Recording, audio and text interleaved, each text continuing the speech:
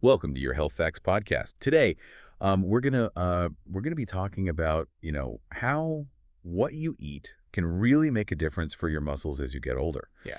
I think a lot of us, as we age, we start to notice that we don't have quite the same strength and stamina that we used to, and Yeah.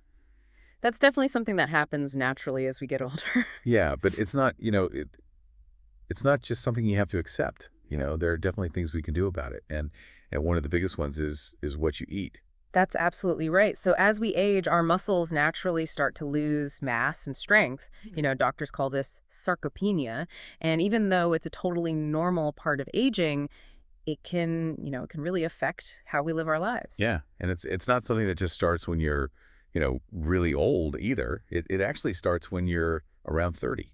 And then it really picks up speed after 50. You can actually lose like 2% of your muscle mass every year. Yeah, that's right. It's like a lot of different things are happening in your body that contribute to this. Your hormones change, the types of muscle fibers you have change, and even the mitochondria, which are like the powerhouses of your cells, they don't work quite as well as they used to.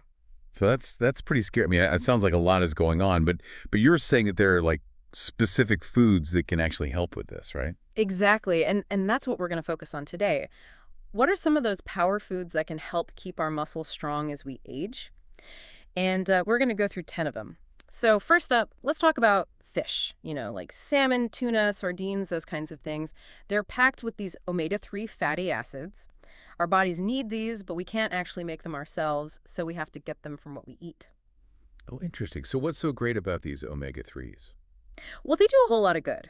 For one, they're great at fighting inflammation, but they also help build up those muscles, protect your heart, and even help your brain work better. It's like, a win-win-win. Yeah, sounds like it. But I know a lot of people have trouble eating fish regularly. Yeah.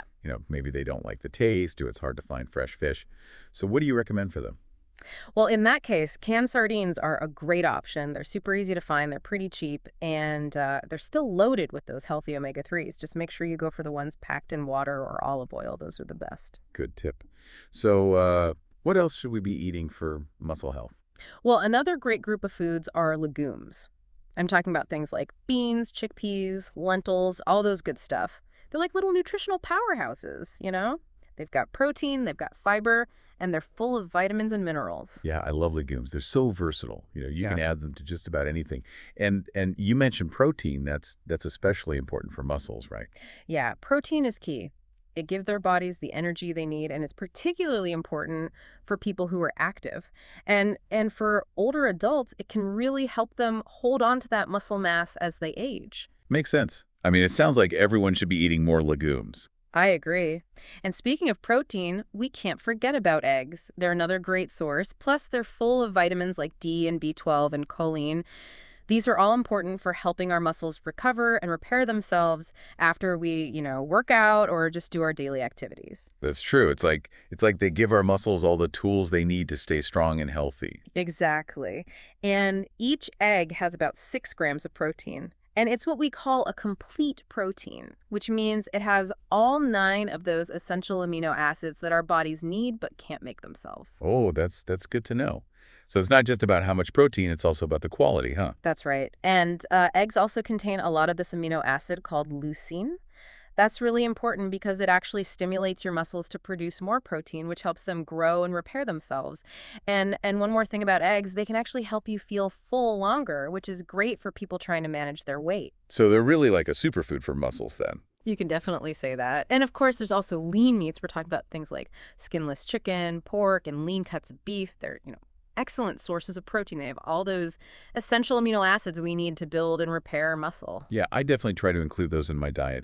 And they're not just good for protein, right? I think they also have other important nutrients. You're right. They also contain important things like iron, zinc, and vitamin B12, all of which are really good for your overall health. Okay, so far we've got fish, legumes, eggs, and lean meats. All great sources of protein for muscle health.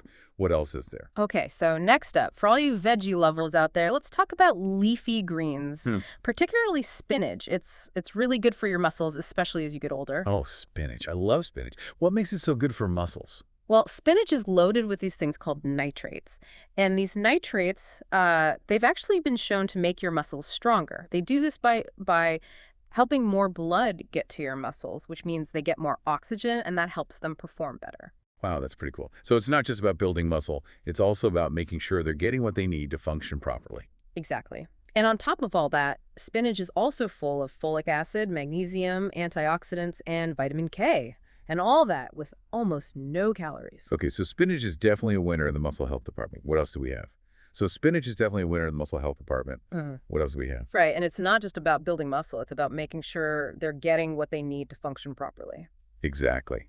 And on top of all that, spinach is also full of folic acid, magnesium, antioxidants, and vitamin K, and all that with almost no calories. Yeah, it's a real nutritional powerhouse.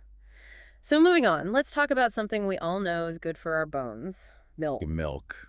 We always hear about how important it is for strong bones because of the calcium, but it's also important for our muscles, isn't it? Yes. It is milk, yogurt, cheese. They're all good sources of protein and calcium, and those are both essential for keeping our muscles strong as we age. They help prevent that muscle loss that can happen as we get older. So it's not just for kids then, it's something that adults should be paying attention to as well. Absolutely. Milk is packed with all sorts of good stuff. It's got protein, calcium, vitamin D, phosphorus, and tons of other vitamins and minerals. If you're watching your fat intake, you can always go for skim milk. But if you're not worried about cholesterol, a glass of whole milk can actually be a good part of your diet. Okay, good to know. So what about nuts and seeds? Those are pretty popular these days. Yeah, they're great. Nuts and seeds, things like almonds and walnuts, they're full of vitamin E and healthy fats. And vitamin E, that's an antioxidant, right? I know those are important for protecting our cells. You got it. Vitamin E is a powerful antioxidant. It helps protect all our cells from damage, including our muscle cells. And this is especially important for women going through menopause. Vitamin E can actually help with some of those menopause symptoms like hot flashes and dryness. Oh, wow. I didn't know that. So it's not just about muscles then. Yeah. It can actually help with overall well-being too. Exactly. And the healthy fats in nuts and seeds, they also help your muscles recover after exercise, and they can help prevent you from feeling tired. So they're a great snack to have on hand. Makes sense. So we've talked about a lot of animal products so far. What about people who follow a plant-based diet? Are there any good options for them to maintain muscle health? Absolutely. There are some fantastic plant-based options. One of my favorites is quinoa. Quinoa. Yeah, I've heard of that. It's a grain, right? It's actually technically a seed, but it's cooked and eaten like a grain. And it's a complete protein source, which means it has all 9 of those essential amino acids that our bodies need. Oh, wow. That's pretty impressive for a plant-based food. It is. It's a great option for anyone who wants to boost their protein intake, but it's especially good for seniors who might be struggling to get enough protein in their diet. You can add quinoa to salads, soups, or even use it as a base for a grain bowl. It's very versatile. And I've heard it's also a good source of fiber and other nutrients. You're right. It's got fiber, magnesium, zinc, iron, potassium, and it's also a good source of antioxidants. It's really a superfood. So we've got fish legumes, eggs, lean meats, spinach milk nuts, and seeds, quinoa. Wow, that's a pretty impressive list so far. It is. And we've got a couple more to go. Another great option for muscle health is avocado. Avocado. I love avocado. It's so creamy and delicious. Yeah. But I usually think of it as a healthy fat, not necessarily something that's good for muscles. Well, avocado is definitely full of healthy fats, but those fats are actually really important for your muscles. They help them recover after you've been working out, and avocado also has potassium and other nutrients that can help fight fatigue. So it's kind of like a pre-workout snack then. It Yeah. gives you the energy you need to power through your workout. That's a good way to think about it. Eating avocado before you exercise can actually help with muscle building because those healthy fats provide sustained energy. Interesting. Have to try that. So what's the last food on our list? Last but not least, we have tofu. Tofu. Okay, so that's another plant-based option, right? Tofu is made from soybeans, and it's a great source of protein. It's also really good for your bones. So it's like a 2-for-1 deal. Good for your muscles and your bones. Exactly. Tofu is packed with calcium, phosphorus, and magnesium. Those are all minerals that are essential for bone health. And as we age, maintaining bone health is just as important as maintaining muscle health. That's true. We don't want to be breaking any bones. Right. So by incorporating tofu into your diet, you can help prevent both sarcopenia, which is muscle loss, and osteopenia, which is bone loss. It's a win-win. That's true. We don't want to be breaking any bones. Right. So by incorporating tofu into your diet, you can help prevent both sarcopenia, which is muscle loss, and osteopenia, which is bone loss. It's a win-win. Absolutely. And it's important to remember that muscle weakness isn't just about feeling tired. It can have some pretty serious consequences for our health. That's right. Muscle weakness can make you more likely to fall, especially as you get older. And falls can lead to broken bones, hospital stays, and a loss of independence, which can really affect your quality of life. That's a good point. Yeah. And I know that muscle weakness can also affect our metabolism, right? Yeah, definitely. When you lose muscle mass, your body doesn't handle sugar as well, which can increase your risk of developing type 2 diabetes. Oh, wow. So it's not just about our physical strength, it's also about our overall metabolic health. Exactly. And weakened muscles can even affect your immune system, making you more susceptible to infections and diseases. Wow. So maintaining muscle health is really important for so many reasons. It is. And while these 10 foods we've talked about can definitely help, it's important to remember that diet isn't the only factor. Right.